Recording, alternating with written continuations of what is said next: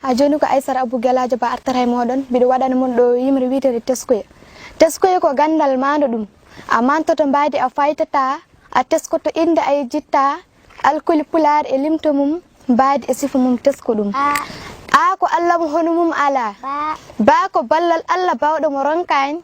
Ba ko ɓamtare heɓota ko so en denta en. Ja ko cagatagal e cellal dole pamɗa en. Da ko darde e dadade taw en ngama en. Da ko ɗemgal woni ɗaɗi leñol ngol wodata so ngal woda en. E ko en ɗam endu yumma ko yurmede. Fa ko feere fandare faggudu ɓamtare. Ga ko gandal ngesa basilani demɗo bo nimsa en. Ha ko hare ayare basal moƴƴa en.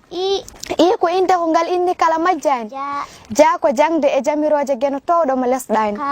Ka ko kawral woni dole ceerago nafta en. La ko lelnen laabi so dorde ɓamtare ko leela en. Ma ko mahoɗen e gotago taƴen ɓoggi maccugago popen hendu ndimago. Na ko nangudiren ha tiɗo taw en ceerta en. Nya ko ñatugol men yo ñembo ganni sofa en. Nga ko ngari e mbadi e mbasa en. O ko lomto gene ade ngal jasa en. Pa ko parnorɗen ko gonɗen so en puuya en. Ra ko riwi majji rati raddi addi gande ko leela en. Sa ko salipini e gande ngal men saynere. Ta ko tarik dade ɓe taniraɓe golle ɓe ko famɗa en. Ko ummo dado daro lomto ɓe taniraɓe golle ɓe ko famɗa en. Wa ko jangu windu pular sa ɗaya en. Ya ko yowitare addi yaware moƴƴa en.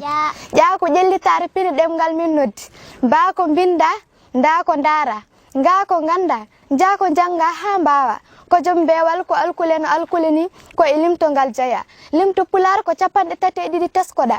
Ga e goɗɗe koko nuɓa naftara wona hen jeeya. Pular ko ɗemgal no ɗemɗini ko jangete yo jange haale naftore yo wur pular ɓamto haaloɓe yimre Abou Mamadou Ba Jobol Pular e sawtu walla Aissata Abou Gueladio Ba almude Jobol Pular legal sifaw duɗal gaynako e ballal Djiby Ba on jarama.